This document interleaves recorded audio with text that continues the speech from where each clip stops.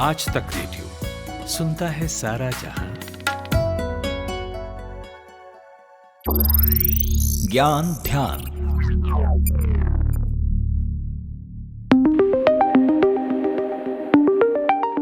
जब ज्वेलरी में किसी एक चीज़ को पसंद करने की बात आती है, आपके पास कई सारे ऑप्शन हैं। आपके पास सोना है, चांदी है, प्लैटिनम भी है, हीरा भी है।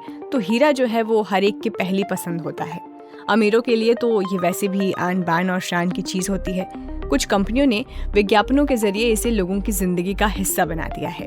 जैसे डी बियर्स नाम की हीरा कंपनी ने 1947 में स्लोगन दिया था, हीरा है सदा के लिए। लेकिन जब लैब में तैयार हीरा बाजार में मिलने लगा तो खदान से निकाले गए हीरे की मांग में कमी आने लगी। आज ज्यादातर लोग परंपरागत हीरे की जगह लैब में तैयार हीरा ही खरीदना पसंद करते हैं। अभी हाल ही में भारत के प्रधानमंत्री नरेंद्र मोदी अमेरिकी दौरे पर थे। उन्होंने राष्ट्रपति जो बाइडेन और उनकी पत्नी को कुछ तोहफे दिए। इनमें 7.5 कैरेट का एक ग्रीन डायमंड भी शामिल है, जिसकी काफी चर्चा है।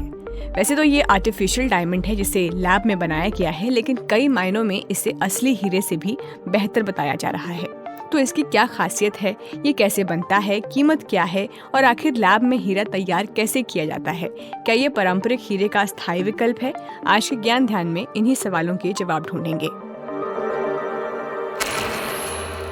पश्चिम में हीरे का जिक्र ग्रीक कथाओं में होता है।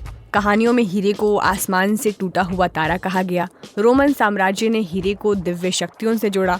इसका आकर्षण ही कुछ ऐसा था कि 13वीं शताब्दी में फ्रांस में ये नियम बना दिया गया कि हीरा सिर्फ राजा ही पहन सकता है। भारत के बाहर पहली बार हीरे की खदान 17वीं शताब्दी में ब्राजील में खोजी गई। इसके बाद एशिया, अफ्रीका, ऑस्ट्रेलिया, उत्तर और दक्षिणी अमेरिकी जैसे महाद्वीपों में हीरे की नई नई खदानें सामने आईं। हीरा भी अब पहले से कहीं ज़्यादा आसानी से उपलब्ध है। आज दुनिया के 92% हीरे गुजरात के सूरत में तराशे जाते हैं। इनका सबसे बड़ा बाजार अमेरिका है। 50% से ज़्यादा हीरे वहीं बिकते हैं। इसके बाद यूरोप है। वैसे बीते एक दशक में भारत में तेज़ी से बढ़ते मध्य वर्ग में भी हीरा अब एक खास आभूषण के तौर पर जगह बना रहा है। अब बात करते हैं जो प्रधानमंत्री मोदी ने ग्रीन डायमंड दिया है जिल बाइडेन को। विदेश मंत्रालय की ओर से जारी किए गए एक बयान के मुताबिक पीएम मोदी से जिल बाइडेन को जो हीरा मिला है वो रासायनिक और प्रकाशीय गुण बिल्कुल उन हीरो जैसे ही हैं जैसे प्राकृतिक रूप से जमीन से खनन करके निकाले जाते हैं। माने वही चमक, वही रासायनिक संरचना और वही मजबूती। इस हीरे को बनाने में सोलर और विंड पावर का इस्तेमाल किया गया। ये प्रति कैरेट सिर्फ 0.028 कार्बन एमिशन करता है, जबकि कुदरती हीरे इससे कहीं ज्यादा कार्बन का उत्पादन करते हैं। इसीलिए इसे ग्रीन डायमंड कहा जा रहा है। गुजरात के सूरत को डायमंड हब माना जाता है। अभी सूरत में 25 से 30% diamond polishing unit lab grown diamond की कटिंग पॉलिशिंग का काम करती है।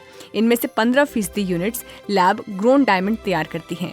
पीएम मोदी ने जिल बाइडेन को जो हीरा गिफ्ट किया है उसे सूरत के इच्छापुर इलाके की कंपनी ग्रीन लैब डायमंड ने बनाया है। ये कंपनी सूरत के हीरा व्यापारी मुकेश पटेल की है। उनके बेटे स्मिथ पटेल ने आज तक को ये बताया है कि ये हीरा बनाने में 1 महीने से ज्यादा का समय लगा। आज़ादी के 75 साल पूरे होने के उत्सव के तहत 7.5 कैरेट का ये हीरा बनाया गया है। अब 1 कैरेट का नेचुरल हीरा 4 लाख का मिलेगा, जबकि लैब ग्रोन वाला 1 लाख के भी अंदर मिल जाएगा। Same colour, same cutting, same design और सर्टिफिकेट के साथ। अब लैब ग्रोन हीरे की कीमत और कम हुई है। ऐसे में अगर 7.5 कैरेट का प्राकृतिक हीरा होता तो उसकी कीमत करीब 4 करोड़ रुपए होती, लेकिन 7.5 कैरेट के लैब ग्रोन हीरे की कीमत 25 से 30 लाख रुपए के आसपास की हो सकती है। वो भी तब जब इसका कलर और क्लैरिटी सबसे उम्दा क्वालिटी की हो। अब आते हैं कि लैब में आखिर हीरा तैयार कैसे होता है। तो लैब में 2 तरह से हीरा तैयार होता है। दोनों ही सूरतों में हीरे के एक टुकड़े को दूसरे हीरे के साथ इस्तेमाल करते हैं। पहला lab diamond high pressure high temperature system से तैयार किया गया था। फिर दूसरे हीरे के चपटे टुकड़े को, जिसमें विशुद्ध ग्रेफाइट कार्बन होता है, 1500 डिग्री सेल्सियस के तापमान पर दबाया जाता है। हाल ही में लैब में हीरा तैयार करने का एक और तरीका खोजा गया। इस तकनीक को केमिकल वेपर डिपोजिशन कहते हैं। इस तकनीक में सीड को कार्बन गैस के एक कक्ष में रख दिया जाता है और उसे 800 डिग्री सेल्सियस की गर्मी पर पकाया जाता है, जिससे हीरे के परमाणु परमाणु तैयार होते हैं। लैब में तैयार हीरे की कीमत, जैसे कि मैंने आपको बताया, कि परंपरागत हीरे के मुकाबले कम होती है, इसलिए इसकी मांग भी ज्यादा है। और बढ़ती हुई मांग को देखते हुए कंपनियों ने हाल ही के सालों में कई तरह के प्रयोग किए हैं। एंटवर्प वर्ल्ड डायमंड सेंटर की एक रिपोर्ट के मुताबिक हीरा खरीदारों का बाजार हर साल 15 से 20% बढ़ रहा है। बाजार की इतनी बड़ी मांग परंपरागत हीरे से पूरी नहीं की जा सकती। डायमंड प्रोड्यूसर एसोसिएशन के मुताबिक खान से हीरा निकालने के मुकाबले में लैब में हीरा तैयार करने में ग्रीन हाउस गैसों का जो एमिशन है वो 3 गुना ज्यादा होता है। इसलिए खुद को इको फ्रेंडली कहने वाली हीरा कंपनियों को अमेरिका की फेडरल ट्रेड कमीशन ने चेतावनी भी थी।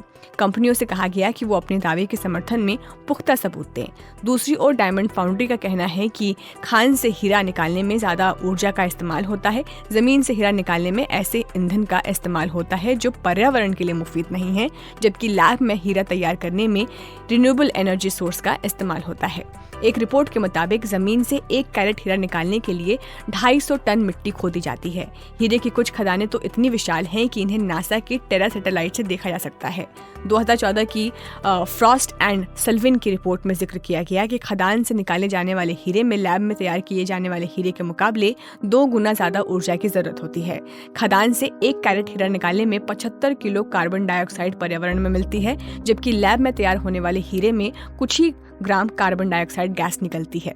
लेकिन इस दावे पर पूरी तरह भरोसा नहीं किया जा सकता है। मिसाल के लिए 2016 में द वॉल स्ट्रीट जर्नल की रिपोर्ट में कहा गया कि डायमंड कंपनी डे बियर्स के खुदाई के काम के चलते कनाडा की झील में 18,000 मछलियां मर गई थी। भारत में भी हीरा खदानों के चलते शेरों की संख्या पर असर पड़ा है। हीरा खदानों में काम करने वाले मजदूरों के मानव अधिकारों के लिए कई बार आवाज उठी है, लेकिन अभी तक कामयाबी नहीं मिली। खदानों में काम करने वाले मजदूरों की मौत हो जाती है, लेकिन हर जाने के नाम पर उनके परिजनों को कुछ नहीं मिलता। मिसाल के लिए साल 2000 में जिम्बाब्वे में एक बड़ी हीरा खदान की खोज हुई और इस खदान में काम करने वाले सैकड़ों मजदूरों की मौत हो गई। यहाँ से मिलने वाला हीरा तो बाजार में खूब बेचा गया, लेकिन जो मजदूर मरे थे उनकी सुध लेने वाला कोई नहीं था। एक चिंता ये भी है कि अगर लैब में हीरे का उत्पादन ज्यादा किए जाने लगा तो उन इलाकों में मजदूरों की संख्या कम हो जाएगी जो कुदरती संसाधनों से लबरेज हैं और ऐसे ज्यादातर देश विकासशील हैं। तो ये था हमारा आज का ज्ञान ध्यान। अब आपसे अगले हफ्ते होगी मुलाकात। तब तक के लिए नमस्कार।